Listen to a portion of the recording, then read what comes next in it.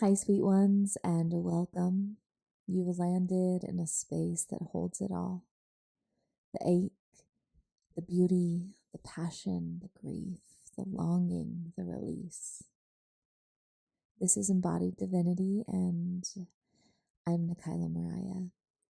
Today, we're exploring a sacred paradox: what it means to let go while we love deeply.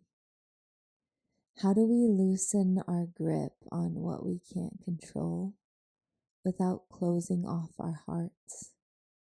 How do we keep choosing beauty, movement, passion, and sensuality, even as we walk with grief, even as we say goodbye, even as we surrender?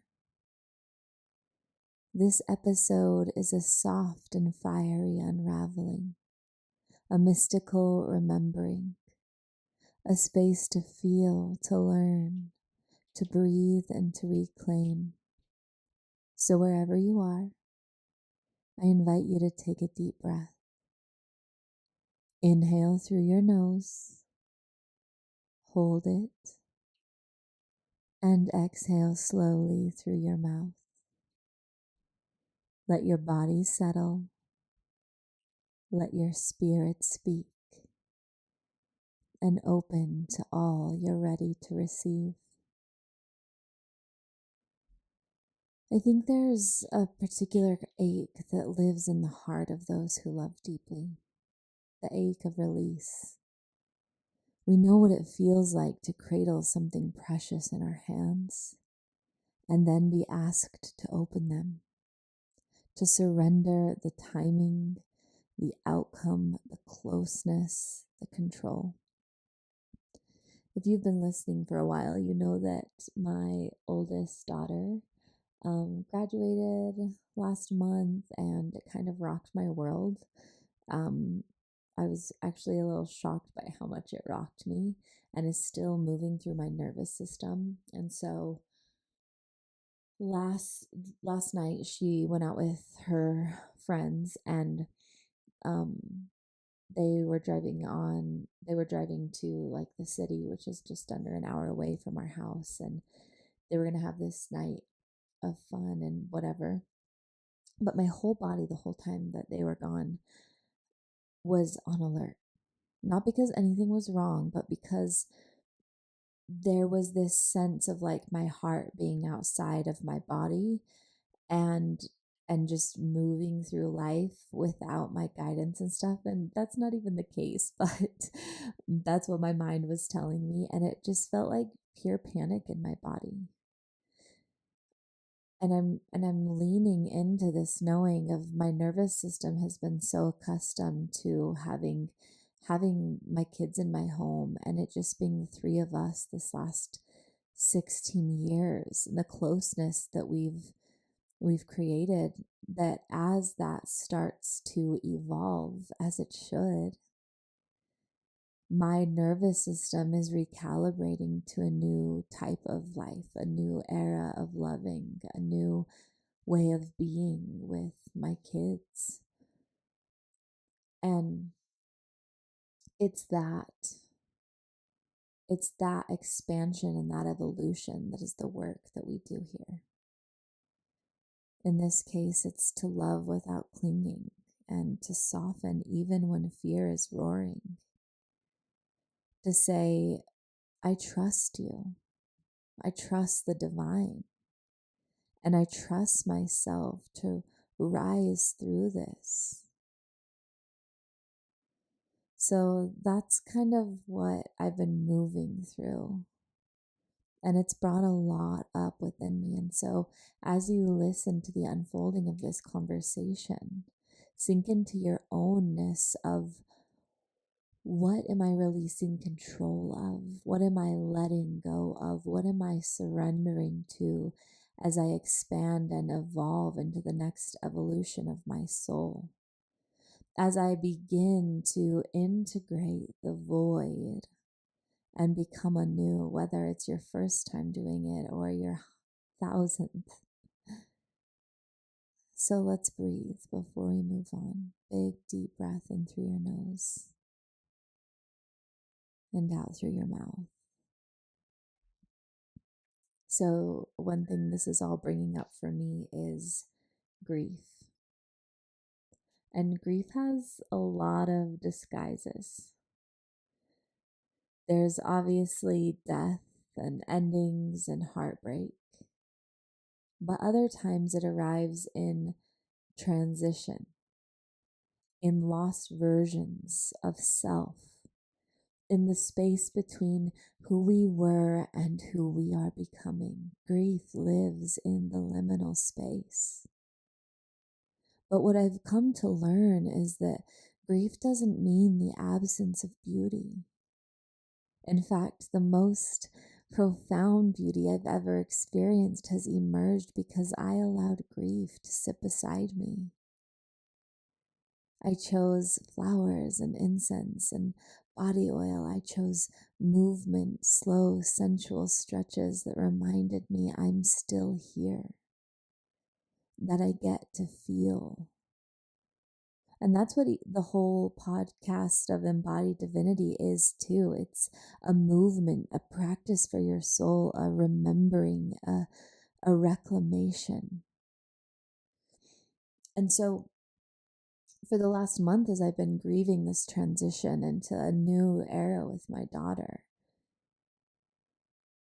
what I've done is I've dove head first into the things that I know make me come alive, and not as a way to bypass the grief. The grief is invited to this moment with me. The grief sits beside me as I cut the flowers from my backyard and arrange them in a bouquet. The grief is beside me when I sit down at my computer and write and create. The grief is with me as I move in slow, sensual, somatic movements to some of my favorite songs. The grief is with me as I sing in the garden, as I play with my kids. The grief is with me in all the beauty. It's in the choice to put lotion on my body after a really beautiful shower. It's in the choice to wake up each day and take a deep breath and put my feet on the floor. It's in the choice to savor my morning tea. The grief stays with me and I choose beauty alongside it. And we can do this with any part or version of our healing. Just for a moment, place your hand on your heart. And if you feel called, one on your womb space or space of creation. And just begin to slowly sway side to side in your seat or if you're standing. Breathe and sway. And breathe and sway, imagining that the earth is holding you. No matter what you're feeling in your body, your mind, your spirit, allow yourself to move and sway. And breathe. And do that until it feels like it served you. You don't have to collapse to let go. You don't have to harden to survive. You can let go in silk, in lace, in softness. And you can let go with fire in your hips and a whisper of thank you on your lips. Let's breathe into that. And I cultivated a list of tools that helped me as I moved through all these different liminal spaces in the last 2 decades of my life.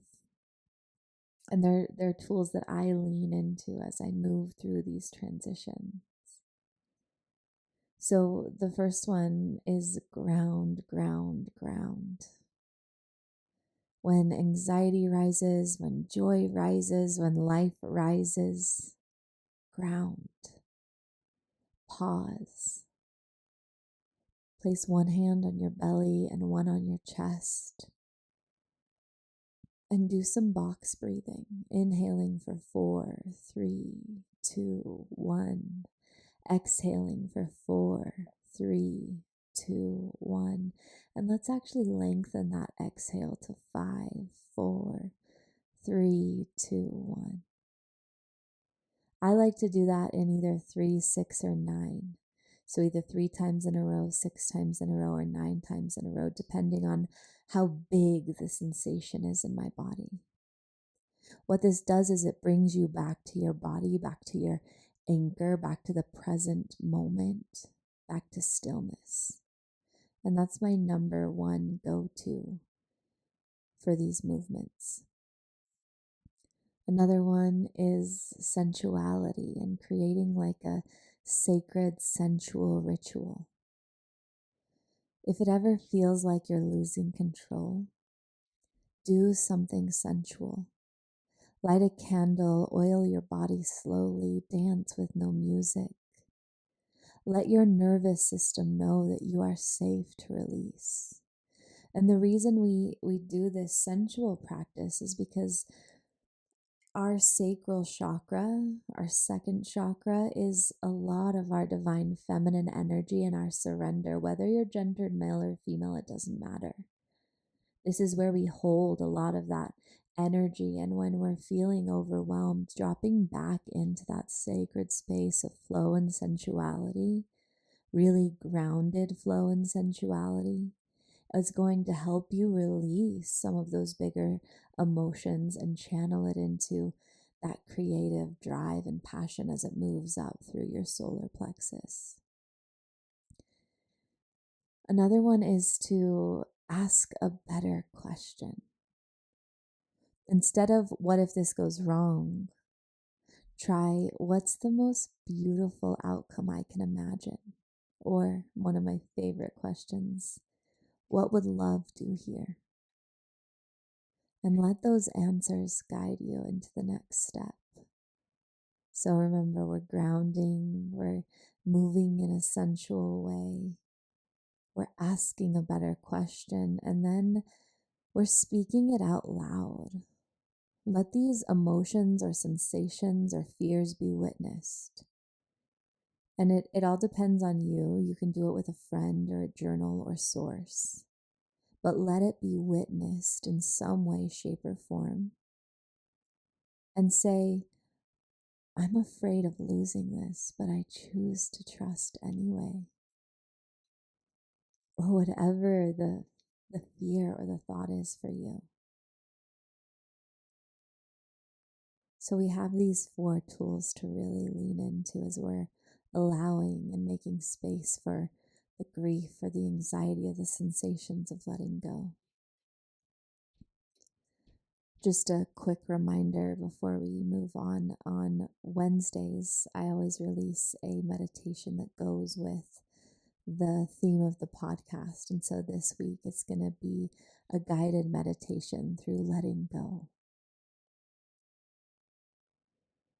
The last few months, I've learned to let go of my children as they become their own people. And I say letting go of my children, not because I'm losing my kids, but because I'm letting go of them as my children in the sense that that's the role they play. And really seeing them as the empowered, grown beings that they are, honoring where they're at in life and trusting them and witnessing them. So I've let go of that role that they played as my children and what that meant for me, and allowing myself to develop and evolve into a new role with them. I've been letting go of a version of myself who survived so much, but is just now getting used to not carrying it all.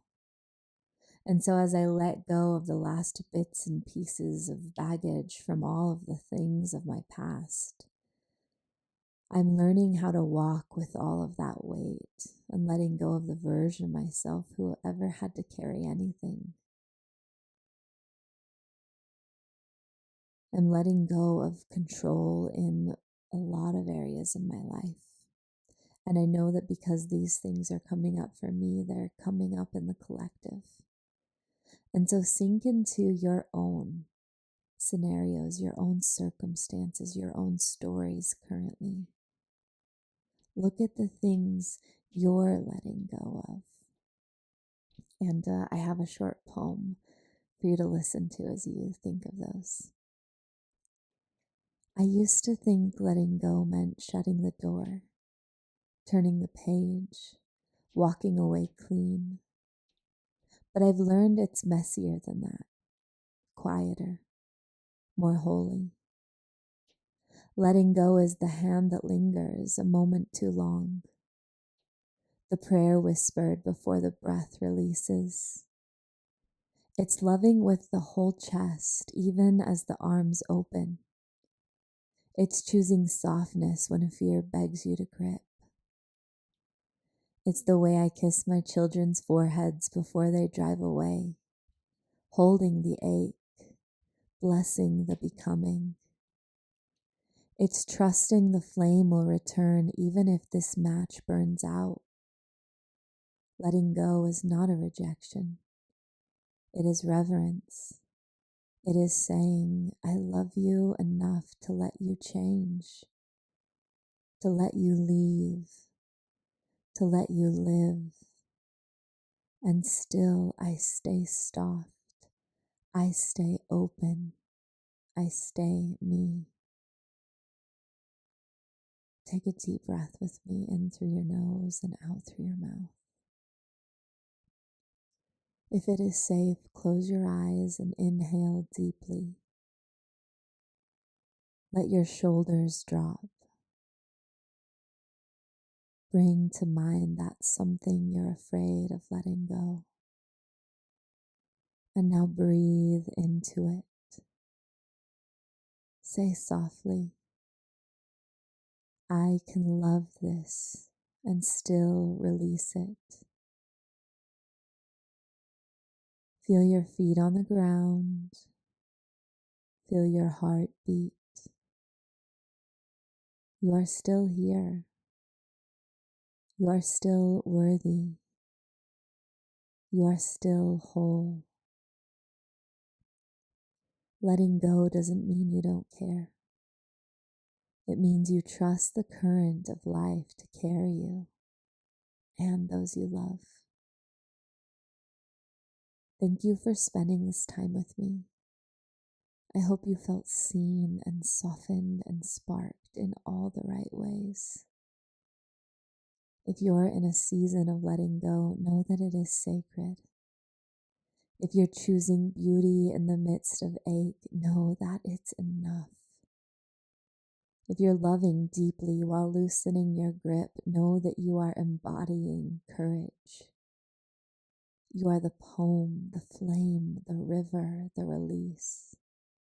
And I love you. I'll talk to you on Wednesday through the guided meditation. And as always, you can follow me on Substack, and every week you'll get 2 informative articles about the theme that we've discussed, the meditation, and tons of inspired notes all throughout the day. Thank you so much for being here with me. As always, breathe deep and plan on miracles. Talk to you soon.